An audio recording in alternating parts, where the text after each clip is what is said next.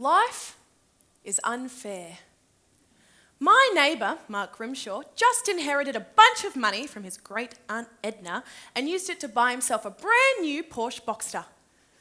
I drive a 1988 Ford Telstar. Now, I'm not jealous of Mark Grimshaw. I just think it's totally unfair that a guy who stacks supermarket shelves for a living can own a shiny new car and I have to get around in a 31-year-old clunker. That's why I'm on the lookout for my own great Aunt Edna. Not because I'm jealous of Mark Grimshaw and his beautiful Porsche Boxster, but because if that guy can own a luxury car, then I want one too. Now, I met my friend, Mrs. Mavis Dalton, at the hospital cafeteria where I work. She's a sweet old lady suffering from severe rheumatoid arthritis, and they reckon she's only got months to go. Oh, hello, Mrs. Dalton. Oh, so great to see you. Yes. How's your health? I talked to Mavis for 20 minutes or so, and she updates me all on her beloved Mr. Tabbykins. Now, I've never actually met Mr. Tabbykins, but I'm more than confident I can pick him from a lineup of 20 tabby cats simply by his odour alone. After talking to Mavis, I head down to a local club to announce the bingo. They all love me there.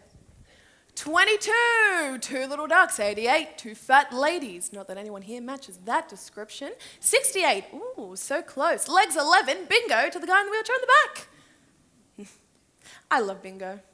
They say I make it fun. At the end of each night, I make a point to go ahead and chat to whoever's come alone. I'm particularly fond of Max Sutton, who's got stage 3 something or other, and Walter Finkelson, who's a different shade of grey every time I see him. Poor guys had to have gone through at least half the Dulux colour charts since we met in April. Walter and Max aren't around tonight, so I introduce myself to Molly Alderley. Molly looks disinterested in my introduction as she pokes around her meat tray before asking who I am again, poking through her meat tray some more, and then asking who I am for a third time. Drats. Dementia. Now, a dementia sufferer's not going to know who I am, let alone put me in their will. I wish Molly a nice evening and head home. Now, before you start judging me, all I'm doing is giving these lovely elderly darlings the one thing they're missing in their lives. Some company. And I mean, if that's worth their entire life savings to them, then who am I to argue? Right? And I do really care. On Thursday mornings, I play lawn bowls with Ernie Simmons, a retired engineer whose hunchback makes me think he was born to play the sport. Then on Fridays, I visit Errol in the mornings for tea and some of those invulnerable digestive biscuits old people seem to like. And then Mary in the afternoon for more tea and more invulnerable digestive biscuits. Oh, I forgot a bathroom. Ernie, Errol and Mary all have terminal diagnoses, but they're all still kicking on. Seem far off from kicking anything else. Now, Saturdays are my favourite, because Saturdays are when I get to visit my favourite, Judith Peterson. She's been getting me to show her young people things, and I try my best to do so whenever she's feeling up to it. Today, she insists on playing video games, and she cackles her head off as demon limbs fly all over the screen. "This zombie chainsaw's a bloody beauty," she laughs. I laugh too, and quietly wonder if I should put more thought into why exactly Judith Peterson lives alone. After she's tuckered herself out at 6 p.m, I bid Judith adieu and head down to meet Ethel Williams at our local bridge club. Now, Ethel Williams was given 2 months to live 9 months ago, and of course she's still kicking on. The two of us are having a grand old time until, out of nowhere, Mrs. Taubman appears. "Oh, hello, Karen. Oh, so great to see you. I didn't know you came to bridge." Ethel is stunned. "Karen, who is this?"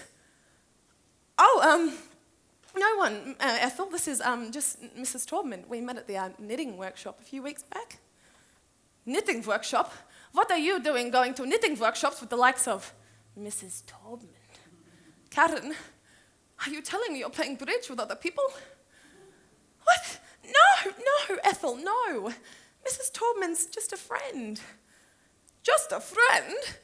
Before I know it, Ethel and Mr. Taubman are at each other's throats, Zimmer frames and walking sticks flying every which way. I jump to leave, narrowly dodging a pump pack of saw balloon cream as I do so. It's a blur of false teeth, Werther's caramels, and exploding colostomy bags as I make my way to the exit.